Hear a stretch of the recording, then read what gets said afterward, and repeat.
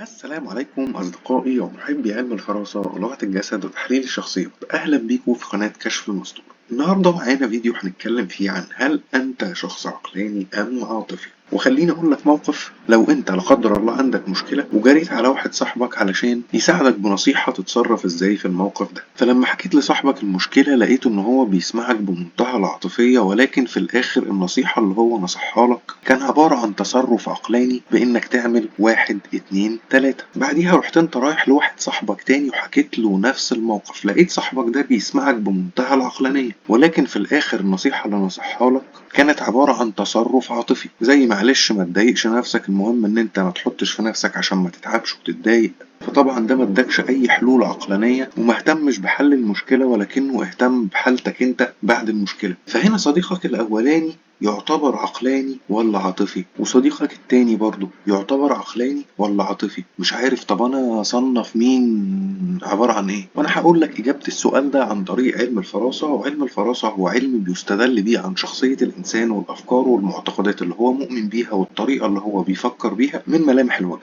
وقبل ما نبدأ استأذنك انك تنزل تعمل لايك للفيديو، علشان في ناس كتير بتتفرج على الفيديو بتنسى تعمل لايك، واللايك بتاعتك دي اهم حاجة تقدر تدعم بيها القناة والفيديو ذات نفسه، لانها بتكون السبب ان اليوتيوب يقدر يقترح الفيديو ده على اكتر عدد من المشاهدين. وخليني اقول لك صديق الانسان ان اي عملية مكونة من 4 مراحل. اول مرحلة وهي مرحلة الاستيعاب، وتاني مرحلة هي مرحلة الانطباع، وتالت مرحلة هي مرحلة التفكير، ورابع مرحلة هي مرحلة اتخاذ القرار. فالمرحلة الأولى اللي هي مرحلة الاستيعاب دي اللي الإنسان بيستوعب فيها الحاجة اللي أنت بتقولها له، سواء كان استيعاب سمعي لو أنت بتحكي له مشكلة بالكلام، أو استيعاب بصري لو موقف مثلا حصل قدامه في الشارع أو في أي حتة وهو شافه بعينه. يعني الأداة اللي دخلت بيها المعلومة للعقل كانت العين أو الأذن. والمرحلة التانية مرحلة الانطباع، ودي اللي الإنسان بيكون فيها انطباع عن المعلومات اللي هو استوعبها، وده بيكون الحكم المبدئي على المعلومات دي أو الموقف اللي حصل ده. وبعد كده المرحلة التالتة وهي مرحلة التفكير، اللي الإنسان بيعيد فيها التفكير السريع اللي هو مخه عمله أوتوماتيك ده وجاله الانطباع الأول ده، بيرجع بقى يعيد التفكير ده في المرحلة التالتة بمنتهى التأني والدقة لغاية ما يحس إن هو مقتنع كده، يبدأ يتنقل للمرحلة الرابعة وهي المرحلة الأخيرة اللي هي مرحلة اتخاذ القرار. فعشان كده ممكن تلاقي شخص كان بيسمعك بمنتهى العاطفية، وبعد ما قلت له على المشكلة كاملة ممكن تلاقيه رد مرة واحدة بحاجة عاطفية اللي هي ايه ده يا عم، ده ما ينفعش كده، ما فيش حاجة كده في الدنيا ابدا، ايه ده، رد فعل انفعالي عاطفي. وبعديها تلاقيه بدأ يفكر، وبعدين راح قايل لك بص انت تتصرف، وراح قايل لك حاجة عقلانية عملية تنفذها بخطوات واحد اتنين تلاتة تحل لك المشكلة، والعكس صحيح. فتعال نشوف الملامح بقى من علم الفراسة اللي هتخلينا نفهم كل بني آدم في كل مرحلة من الأربعة دول هو بيكون عقلاني ولا عاطفي. والملامح اللي بتبين نوعية استيعاب المعلومات بتاعتك هي المقارنة ما بين المسافة بتاعة الجبهة ومنطقة المشاعر ومنطقة الحركة اللي هي أولويات الحياة. ولو جينا رسمنا الثلاث خطوط بتوعنا هتلاقي إن منطقة الحركة هي أكبر منطقة، ويليها منطقة المشاعر أصغر منها، ويليها منطقة الجبهة أصغر منهم هما الاتنين. فهنكتشف هنا إن الشخص ده شخصية عملية، لأن منطقة الحركة هي أكبر منطقة في الثلاث مناطق بتوع الوجه. يعني معنى كده إن الشخص ده بيعتمد على الحركة في أسلوب حياته أكتر من المشاعر والتفكير. طيب الشخصية العملية اللي هي بتحب تتجه للتنفيذ على طول دي هتكون شخصية عاطفية ولا عقلانية؟ فهتلاقي ان الجزء بتاع المشاعر اكبر من الجزء بتاع التفكير، يبقى معنى كده ان هو هيميل للعاطفة اكتر. خلي بالك مش معنى ان هو يميل للعاطفة ان هو هيبقى طيب، لا مش ده معنى ان هو يميل للعاطفة. يميل للعاطفة يعني هيبقى انفعالي، يعني شخص مجرد ما قلت له كلمة استفزيته انفعل، ده كده شخص عاطفي انفعالي، ردود افعاله انفعالية. تعالى هنا.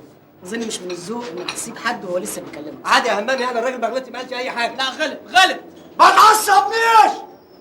ولكن لو استفزيته وضحك ورد عليك بكلام، سواء استفزك او ما استفزكش، يبقى ده شخصية عقلانية، لانه قدر يحيد مشاعره على جنب ويرد بالعقل. ففرق ما بين الشخص الطيب وما بين الشخص العاطفي. فكده احنا نقدر نقول ان المرحلة الاولى اللي هي مرحلة الاستيعاب بتاعت الشخص ده هيكون فيها عاطفي لما يسمع منك الموضوع اللي انت جاي تحكيهوله، لان عنده منطقة المشاعر اكبر من منطقة التفكير. بالنسبة بقى لتاني مرحلة وهي مرحلة الانطباع اللي بيصدر عن التفكير الأوتوماتيكي اللي بيحصل أول ما عقلك بيسمع المشكلة اللي اتحكت لك، وده زي ما قلنا بيبقى أكنه حكم مبدئي على المشكلة اللي اتحكت لك. لو جينا قسمنا الوجه عنده كده نصين هتكتشف إن الجزء بتاع الجانب العملي بارز أكتر من الجزء بتاع الجانب العاطفي، وده معناه ان الانطباع اللي هيجيله والحكم الاول اللي هيحكم بيه على الموضوع هيكون حكم عقلاني، وبعديها هينتقل للمرحلة الثالثة وهي مرحلة التفكير، وهي بالأدق نقدر نسميها مرحلة التحليل،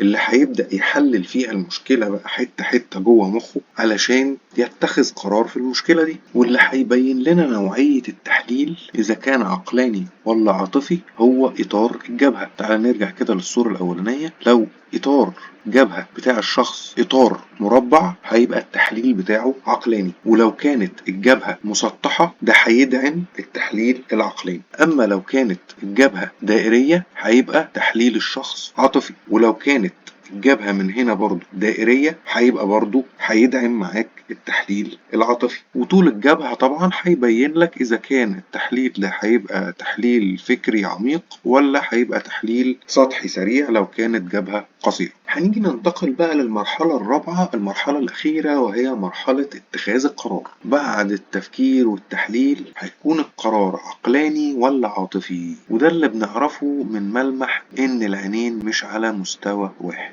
فلو جينا كده اخترنا عين منهم ولتكن العين الشمال مثلا، ورسمنا خط كده عند بداية العين من تحت وخط تاني عند بداية العين من فوق، هتلاقي ان العينين مش على مستوى واحد، وان العين اليمين في الجانب العملي اعلى من العين الشمال في الجانب العاطفي. فزي ما احنا عارفين طبعا ان العينين لما مش بيبقوا على مستوى واحد احنا بنقول ان الشخص ده عنده افكار مختلفة عن الناس، او بيفكر بطريقة مختلفة عن الناس، او عنده افكار ابداعية وابتكارية، او بيفكر خارج الصندوق. كل الصفات دي لملمح ان العينين مش على مستوى واحد.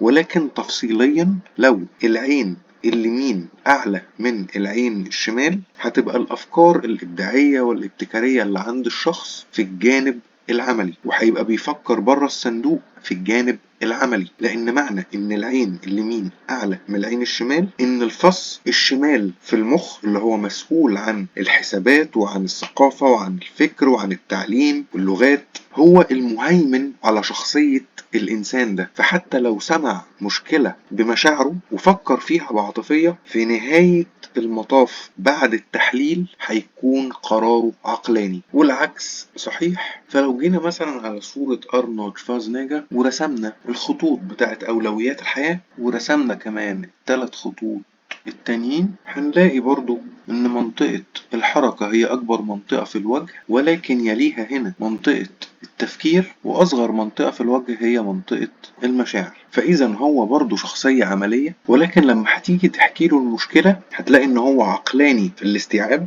لأن عنده منطقة التفكير أكبر من منطقة المشاعر. ولو جينا بصينا على أنهي جانب في الوجه بارز إذا كان الجانب العاطفي ولا العملي هتلاقي إن الجانب العاطفي هو اللي بارز، فهيبقى الانطباع بتاعه أو الحكم المبدئي على المشكلة اللي انت حكيتها له هيكون عاطفي انفعالي بسبب البروز الموجود في الجانب العاطفي من الوجه. ولكن التحليل اللي هيحلله للمشكلة دي هيكون تحليل عقلاني، لأن إطار الجبهة عندنا هنا مربع وعندنا الجبهة كمان مسطحة. أما بالنسبة لاتخاذ القرار فتعالى كده مثلا نختار العين اليمين ونرسم كده عليها حدود، فهنفهم من هنا إن العين الشمال هي اللي مرفوعة عن العين اليمين. هنفهم من كده ان الشخص ده القرار بتاعه في النهاية هيكون قرار عاطفي، لان العين الشمال اللي هي في الجانب العاطفي اعلى من العين اليمين.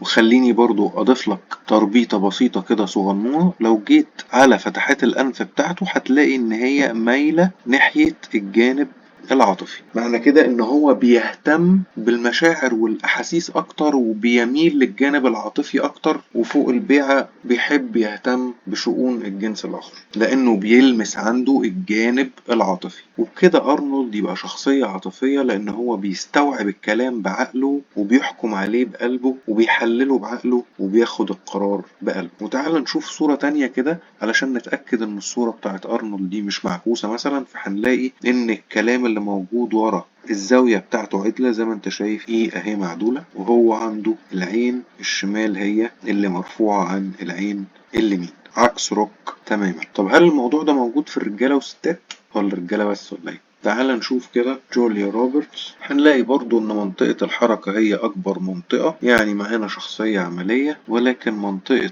المشاعر اكبر من منطقة الجبهة. عندنا حد هيستقبل المعلومة بمشاعره. لو ركزنا هنلاقي ان الجانب العاطفي عندها هو اللي بارز عن الجانب العملي، فكده هيكون حكمها المبدئي على المشكلة اللي احنا واخدينها كمثال عاطفي برضو. وانا مش عارف بصراحة هي الجبهة بتاعتها دائرية ولا مربعة، بس من الواضح كده ان هي تقريبا دائرية، يعني في الأغلب برضه هيكون التحليل بتاعها عاطفي، ولكن هتكتشف الصدمة إن في النهاية هيكون القرار بتاعها عقلاني مش عاطفي. لأن لو تاخد بالك إن العين اليمين عندها هي الأعلى من العين الشمال. تعال نشوف صورة تانية ليها كده. لو جينا كده رسمنا الخطين بتوعنا هتلاقي إن باين جدا إن عندها العين اليمين أعلى من العين الشمال. طيب اللي أنا عرفته النهاردة في الفيديو ده أستخدمه إزاي في الحياة العملية بقى؟ تعال أختصرها لك كده بسرعة.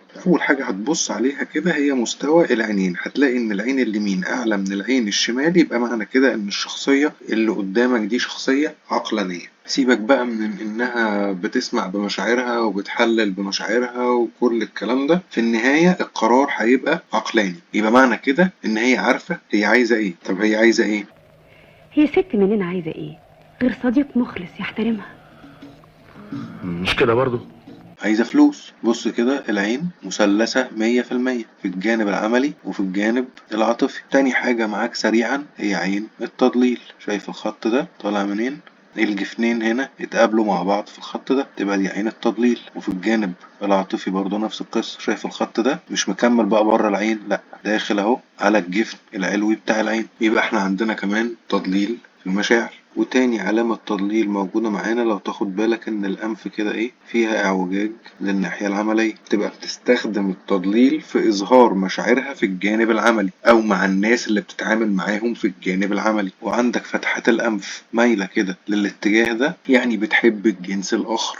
زود معاك كمان على الجزء بتاع ان هي عارفة هي بتعمل ايه عشان العين اليمين اعلى من الشمال، ان عندك الجبهة تعتبر طويلة برضو، فده شخص عنده تفكير عنده تحليل عنده تخطيط، فهي عارفة هي بتعمل ايه. واللي هيأكد لنا الملمح ده برضو هو الخط الطولي اللي موجود في منتصف الشفة اللي تحت. الخط ده معناه ان الشخص اللي قدامك ده بيبقى عارف هو عايز ايه، محدد اهدافه كويس. طيب ايه الوسيلة بقى اللي بتقدر هي تربط بيها كل الحاجات دي مع بعض؟ هي الحركة، لأن منطقة الحركة عندها أطول منطقة في الوجه. فأرجو إنك ما تفهمنيش صح صديقي الإنسان. مش هي ممثلة تبقى بتعتمد على الحركة في التمثيل، عشان كده منطقة الحركة عندها بسم الله ما شاء الله أكبر منطقة. ولو رحنا نشوف حد تاني هنلاقي معانا سلمى حايك. الصورة دي مش واضحة طبعا، احنا بس هناخد منها كده التقسيمة بالمقاسات صح بتاعت أولويات الحياة، لأن الصورة التانية اللي عندي هي فاتحة فيها الفم واحنا عايزين قياس مظبوط. فهنلاقي إن منطقة التفكير هي أكبر منطقة في الوجه عندها، وبعديها المنطقة بتاعة الحركة، وآخر منطقة صغيرة هي منطقة المشاعر. فهنفهم من كده إن المعلومات بتدخل في عقلها بطريقة عقلانية. وتعالى نروح بقى لصورة تانية تكون فيها الملامح واضحة. هنلاقي إن هي عندها الجانب العملي هو اللي فيه بروز في جانب الوجه عن الجانب العاطفي، فكده هي الانطباعات اللي بتجيلها عن الأشياء اللي بتدخل عقلها بيكون انطباع عقلاني، وحكمها الأول على الأشياء بيكون حكم عقلاني. طبعا جبهة دائرية فالتحليل بتاعها بيكون بطريقة عاطفية. وفي الآخر لو تاخد بالك إن عندها العين الشمال هي اللي مرفوعة عن العين اليمين. وده معناه إن هي بتتخذ قراراتها في النهاية بناء على العاطفة. فرغم إن معانا شخص يبدو عليه إن هو عقلاني وإن الأنف برضه فيها ميل للجهة العملية، فهو بيهتم بالحاجات العملية وبيهتم بالفلوس، فتحة الأنف برضه مايلة ناحية الجهة العملية، ولكن في نهاية المطاف هيكون القرار بتاعه عاطفي مش عقلي. أتمنى يكون الشرح واضح ويكون الفيديو مفيد، ولو عجبك الفيديو اعمل لايك، ولو ما عجبكش اعمل برضه، ولو لسه ما اشتركتش في القناة اشترك في القناة، وأترككم في رعاية الله وأمنه.